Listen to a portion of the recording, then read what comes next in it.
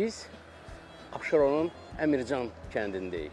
Xilə kəndini, Əmircanı bütün dünyaya tanıdan böyük tarixi şəxsiyyətimiz var. Bu Abbasqulu Ağa Bakıxanovdur. Xilə kəndinin, Əmircanın düz girəcəyində olan bu balaca parkda onun büstü də yerləşir. Bu kəndin tarixi məkanları və tarixi yerləri var.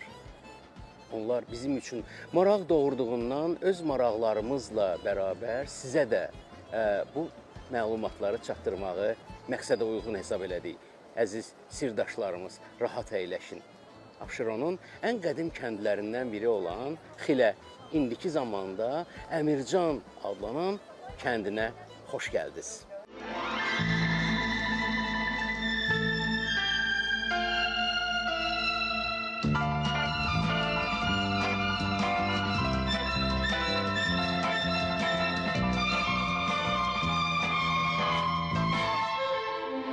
Mavi gözünde ulduzlar yatar, birce bakışla günü oyadar.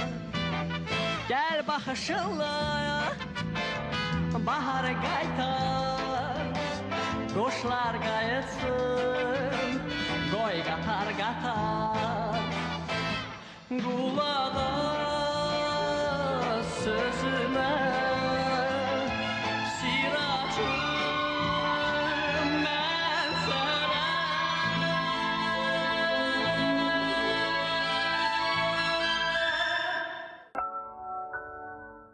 Köhnə kişilər buranı Xilə deyə adlandırırlar, indinin özünə qədər. Bu təsadüfi deyil. 13 əsr bundan əvvəl bu yerlər Xilə adlanırdı. Buradan Maştağaya gedən yol isə Xiləlan deyə çağırılardı. Xilə adı ərəblərdən götürüldüyü ehtimal olunur. Sara xanım Aşurbəylinin yazdıqlarına görə bu yerlərdə ərəb tayfaları, İraqdan gəlmiş Xillə tayfalarının nümayəndələri güya məskunlaşmışlar. Amma onlar gəlməzdən öncə də burada yerli əhali yaşayırdı. Sara xanım Aşurbəylinin yazdığına görə bu yerdə skiflərin olması haqqında və o zamanlardan etibarən qazıntılar zamanı həmin tayfalara məxsus olan qeyri-mədəni maddi nümunələr tapılmışdı. Daha sonraki dövrlərdə ərəblər gəldikdən sonra isə böyük ehtimalla Xillə tayfasının nümayəndələrinin şərəfinə bu yer Xilə adlanmağa başlayır.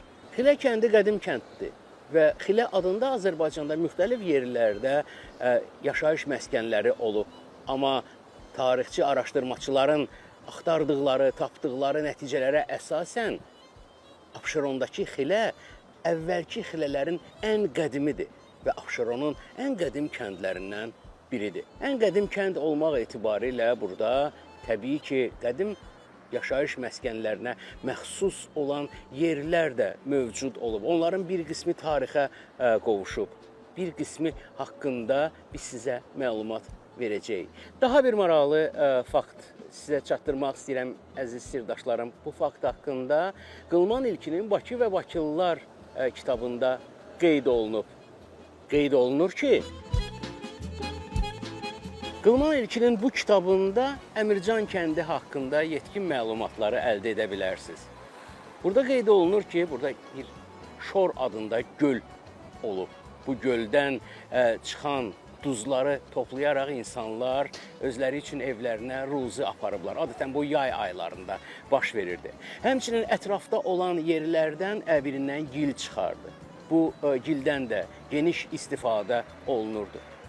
Kərpic bişirilər və evlər kərpicdən, bişmiş kərpicdən tikilərdi. Bütün bunlarla yanaşı Xilə cəmaatı və ya Əmircan cəmaatı həm də maldarlıqla və əkinçiliklə məşğul olardı. Bəlli bir dövrdən neft bumuna yaxın dövrlərdən etibarən burada yaşayan insanların bir qismi neft sənayesində işləməyə başlayır.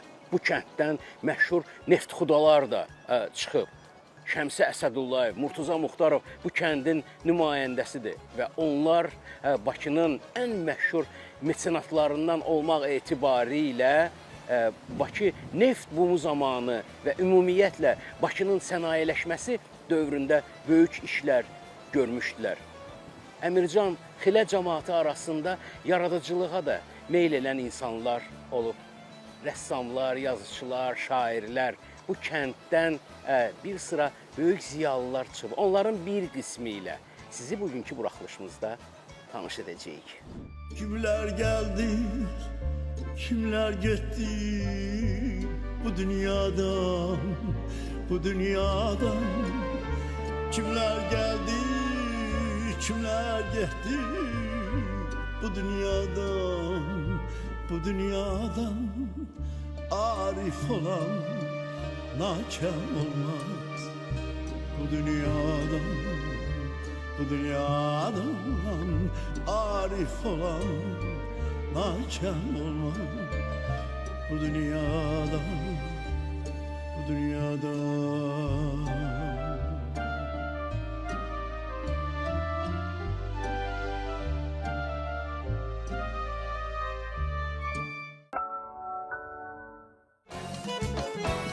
Əmircan kəndində məşhur məhəllə var. Nizaməddin məhəlləsi deyirlər. Burada Əmircanın köhnə qədim məscidlərindən biri yerləşir. Çox gözəl və qeyri-adi bu məscid qədim evlərin arasında inşa edilib.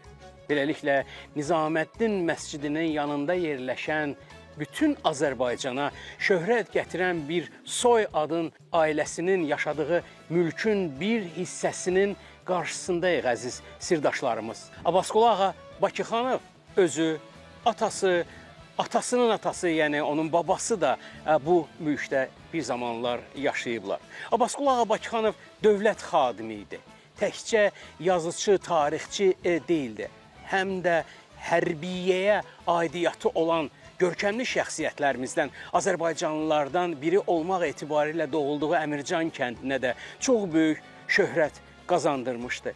Abbasqulu ağa Bakıxanov özünün Gülüstan-ı İrəm əsərində anadan olduğu kəndin adı haqqında məlumat verir və bu kəndi Əmir Hac deyə adlandırır.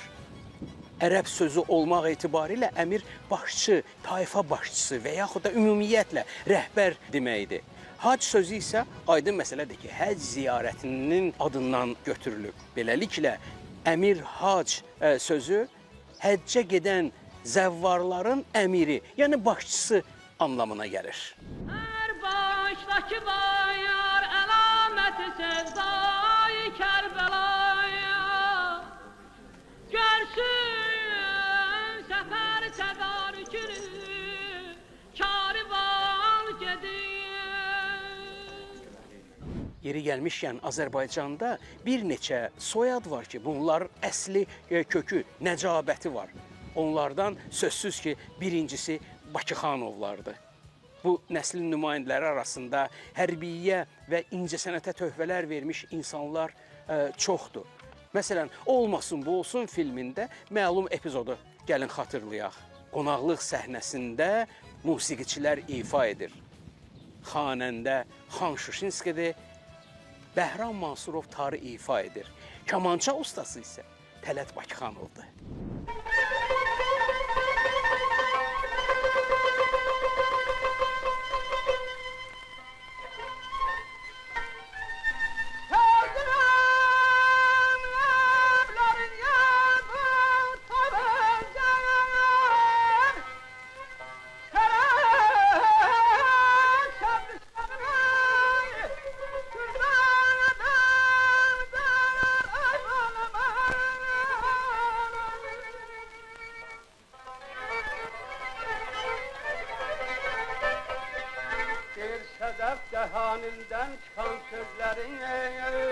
Bakıxanovların nəslindən Azərbaycan səhnəsi üçün və aktyorlar sinifi üçün çox maraqlı insanlar yetişib. Onlardan biri də Dadaş Kazımovdur. Məlum İstintaq filmində çox maraqlı bir epizod var. Burada bəlkə saniyələrlə və yaxud da bir dəqiqə biz Dadaş Kazımovu görək ya görməyək. Amma onun özü, dediyi sözlər və çox maraqlı, gözəl gülüşü heç zaman yadımızdan çıxmır. Bizim qardaş oğlu da uşaqlarını yaman istəyir. İkinci oğlu olanda yazıq kişi uşağı o qədər qulluq elədi ki, axırda bədbəxtin öz döşlərinə də süd gəldi. Xoşbəxt adamsan dadaş, dünya dəyişinə deyil. Gediş, gediş.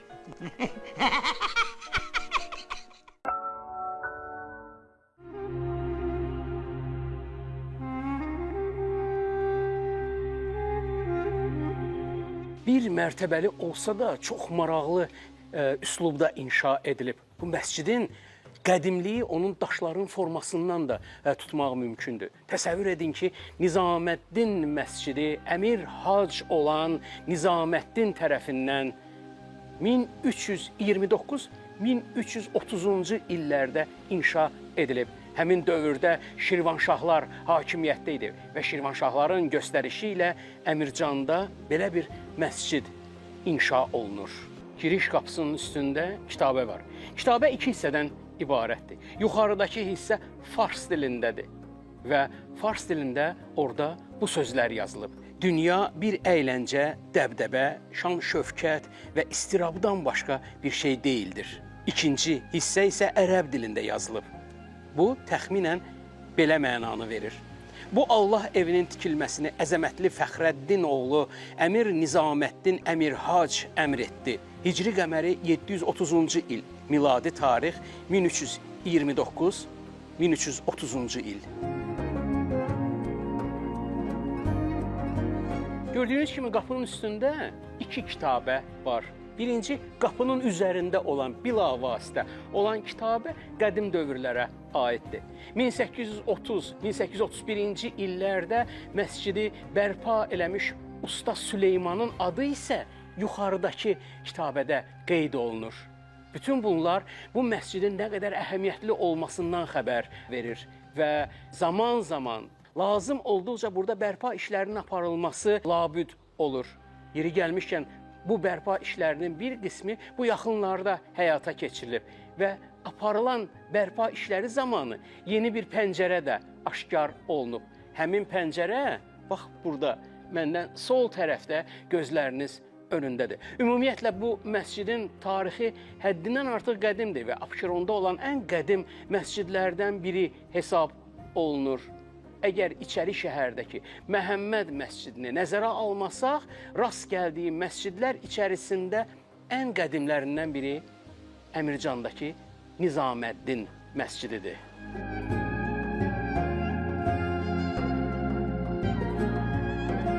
Zaman keçdikcə həm bərpa işlərinə, həm də genişlənməyə ehtiyac duyulur. Zaman-zaman Nizaməddin məscidində genişləndirmə işləri aparılıb və bu genişləndirmələrdən biri 1876-cı ilə təsadüf edib.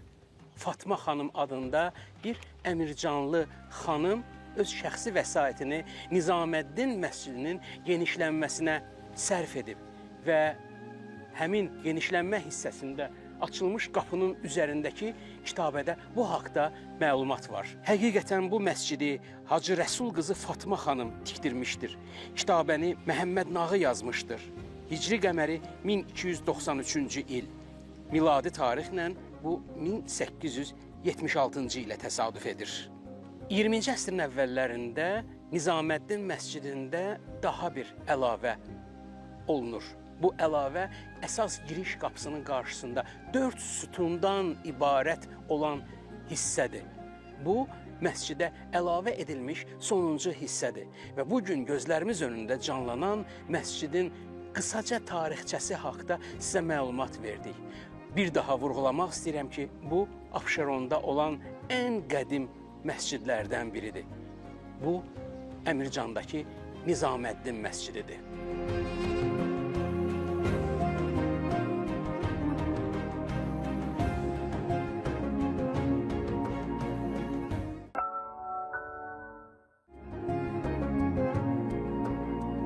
Nizaməddin məscidi böyük bir qayanın üzərində inşa olunub. Burada aparılan bərpa işləri zamanı bir çox yerlər aşkar edilib. Bu yerlərdən biri məscidin içərisində onun aşağısına gedən zirzəmidir. Zirzəmidən ehtimal olunur ki, müharibələr zamanında sığınacaq kimi istifadə olunub. Daha sonraki illərdə burada dəfn yerləri də, dəfn işləri də həyata keçirilib. Çünki indinin özünə qədər içəridə müəyyən insan skeletləri mövcuddur. 1920-ci ildə hakimiyyət bolşeviklərə keçəndən sonra məscidlərdə müəyyən işlər aparılıb. Bir sıra məscidlər bağlanıb. Burada isə Nizaməddin məscidində həmin bu girişin üstü bağlanılıb və ora daxil olmaq qadağan edilib. Bərpa işləri zamanı onun üstü açılıb və yenidən içəriyə daxil olmaq mümkün olub. Daxil olan insanlar burada insan skeletlərinə və köhnə əski qəbirlərə rast gəliblər.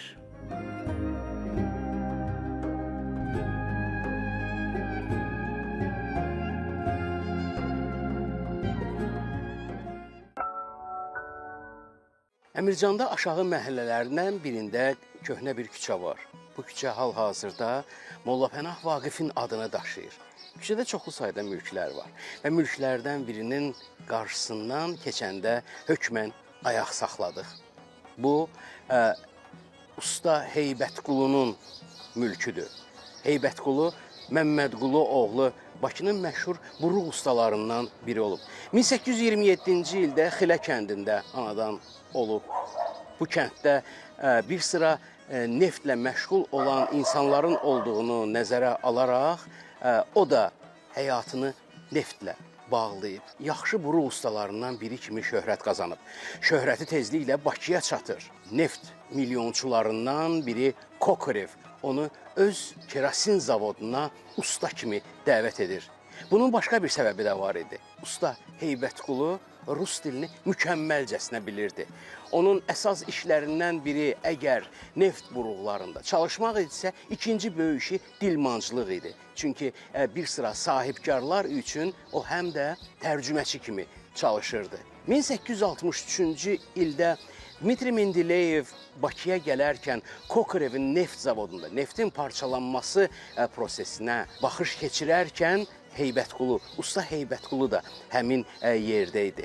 Əmircana, Xilə kəndinə təşrif buyuran Mendeleyevlə bərabər gələcəkdə Qafqazın canişini olacaq Varantsov, Daşkov ev axtarmaq üçün çox da əziyyət çəkməmişlər. Çünki onlar Usta Heybətqulunun evində qonaq olmuşdular. Bura təkcə bu insanların adı ilə əlamətdar deyil. Bu mülkdə Rus rəssamı Qaqarin də zamanında gecəliyib. Usta Heybətqulu ta müharibə illərinə qədər çalışdı və 1942-ci ildə dünyasını dəyişdi. Amma Əmircan kəndi üçün şərəfli isimlərdən biri kimi öz adını bu kəndin tarixinə əbədi olaraq yazdırdı.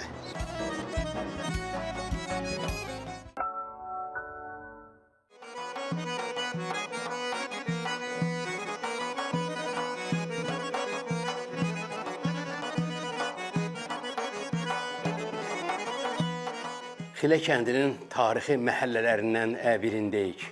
Burada Meşədi Əl-Hüseyn kişinin bir zamanlar mülkü olub. Qədimliyi qoruyub saxlamaq çox gözəl bir xüsusiyyətdir və köhnə insanların məişəti haqqında və ümumiyyətlə yaşayış tərzi haqqında bu kiçicik də olsa məhəllədən ayırd etmək mümkündür. Əmircanda tarixən məhəllələr çox olub. Bu məhəllələrdən adları öz yaşayan tayfaların, nəsillərin adlarından götürüb. Və eləcə də qeyd eləmək lazımdır ki, bu məhəllələrdə yaşayan insanlar lap qədim dövrlərdən Xilə kəndinin sakinləri olublar. Abşeronun bir çox kəndlərində olduğu kimi Xilə kəndinin, Əmircan cəmaatının da məşğuliyyəti daha çox maldarlıq və əkinçilik olub. Bütün bunlardan savayı Xilə xalçaları adı ilə tanınarmış. Təəssüflər olsun ki, bu günlərimizə artıq həmin o xalçanın ancaq şöhrəti və adı gəlib çatıb. Zənnimcə bu kənddə mütləq həmin o şöhrəti yenidən bərpa etmək lazımdır. Həmçinin Əmircan kəndində zamanında məşhur dulusçular olub.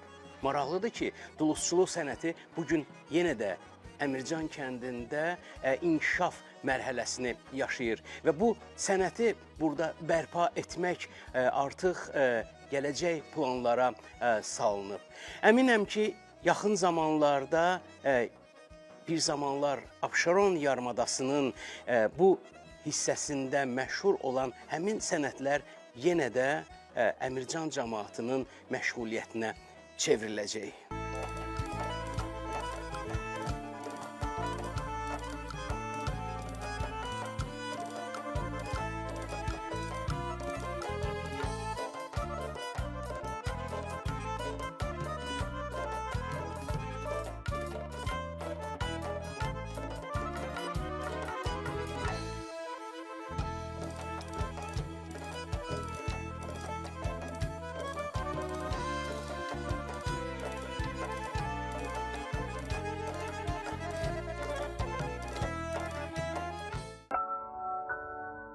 Nizaməddin pirindəyik. O Nizaməddin ki, adı ilə bağlı məscidi də sizə nümayiş etdirmişdik, əziz sirdaşlarım. Əmircan gölünün yaxınlığında yerləşən bu pirin tarixi 15-ci əsrə gedib çıxır. Əmir Nizaməddin və Cahanbanu, onun xanımı burada dəfn olunublar. Bir zamanlar bu köhnə qəbirstanlığın ərazisi idi.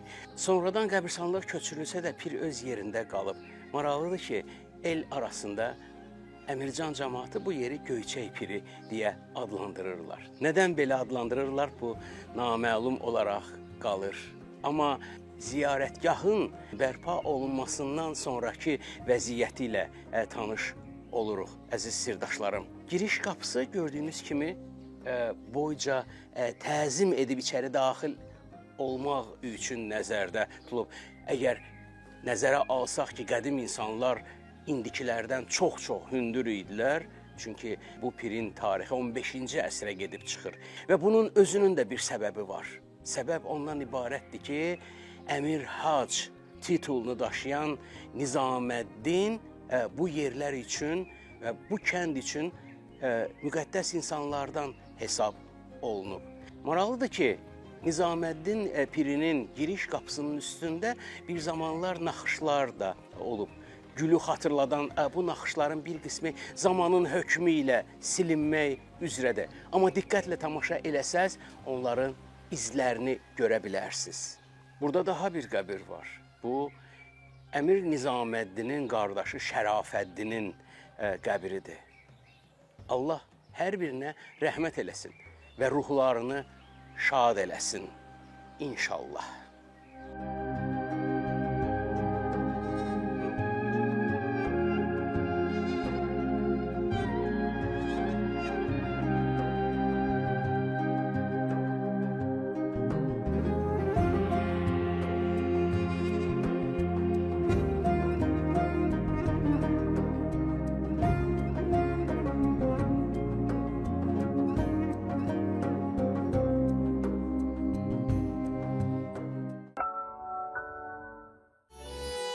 Bir müddət keçəcək və bu yerlər tamamilə dəyişəcək. Burada bulvar salınacaq, park olacaq. İnsanlar Əmircan gölünün ətrafına istirahətə gələcəklər. Burada uşaq səsləri, gülüş səsləri gələcək və bura Əmircanın ən abad yerlərindən biri olacaq. Əziz sirdaşlarım, bu göl sizə yaxşı tanış olmalıdır. Əvvəlki buraxılışımızda gölün digər tərəfdən sahilini biz sizə göstərmişdik. Xatırlayırsınız, söhbət Bülbülə kəndindən gedir.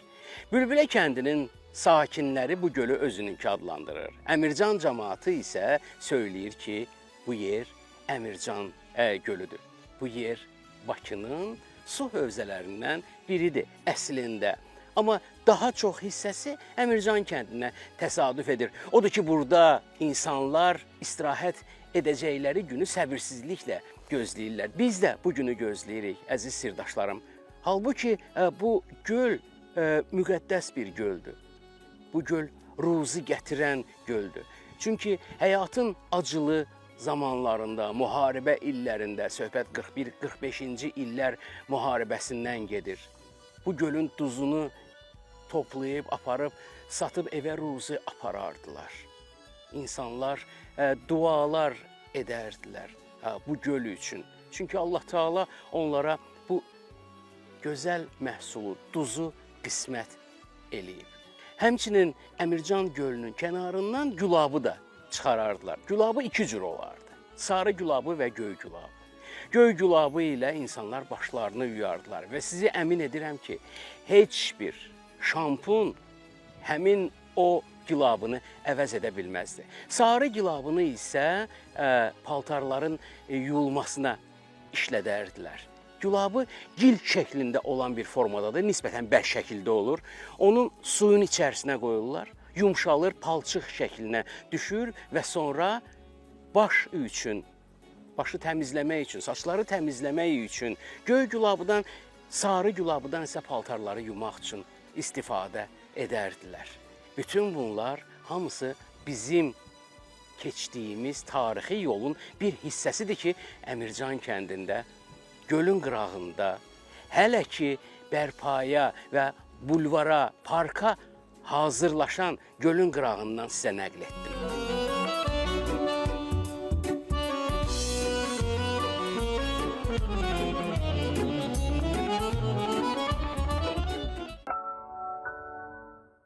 Növbəti Əmircanlı haqqında danışmazdan öncə bir hadisəni və ümumiyyətlə müəyyən dövrü sizə xatırlatmaq istərdim, əziz sirdaşlarım.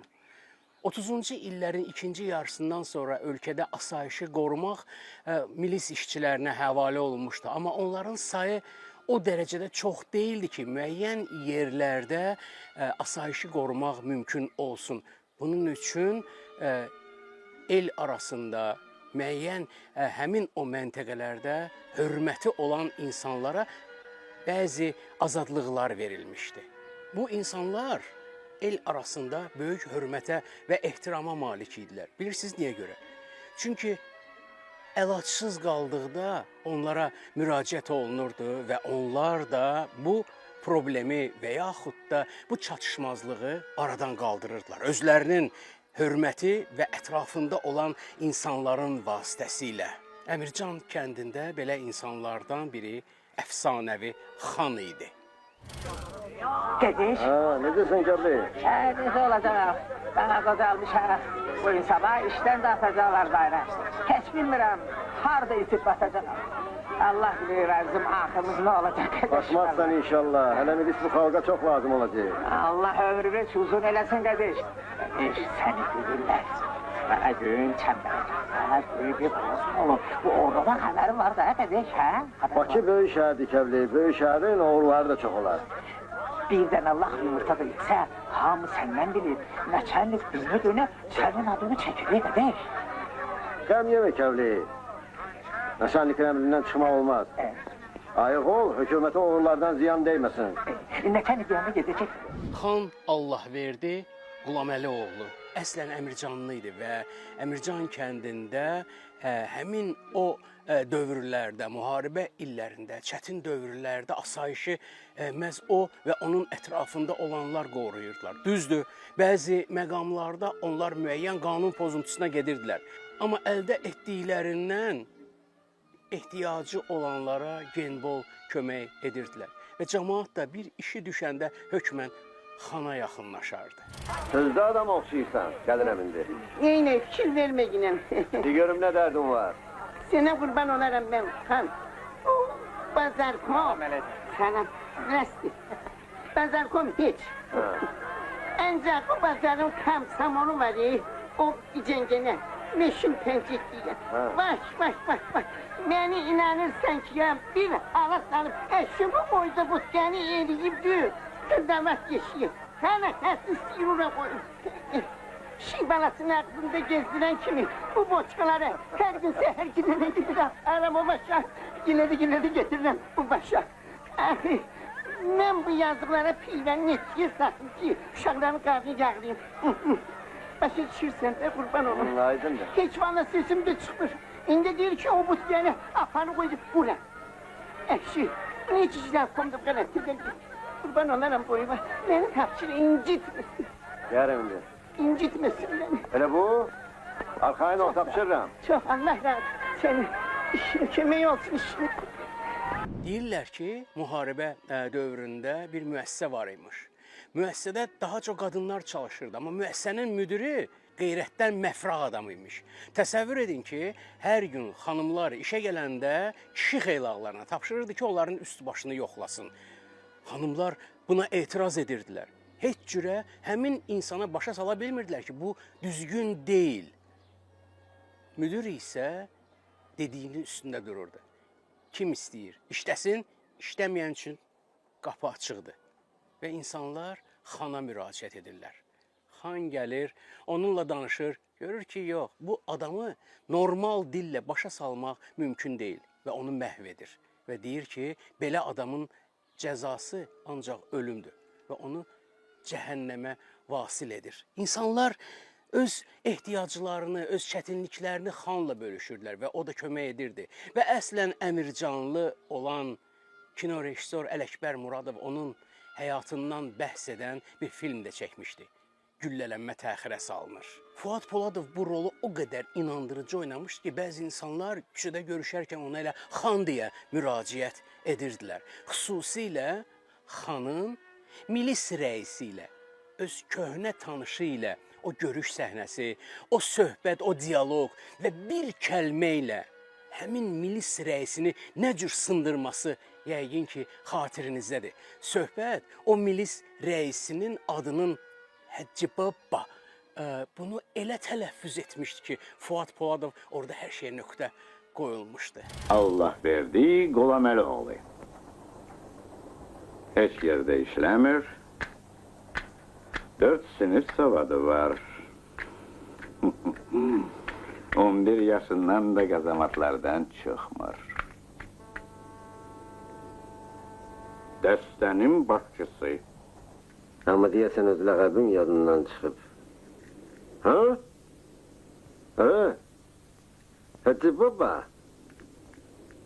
Sənin ləqəbin olanda mən balaca uşaq idim.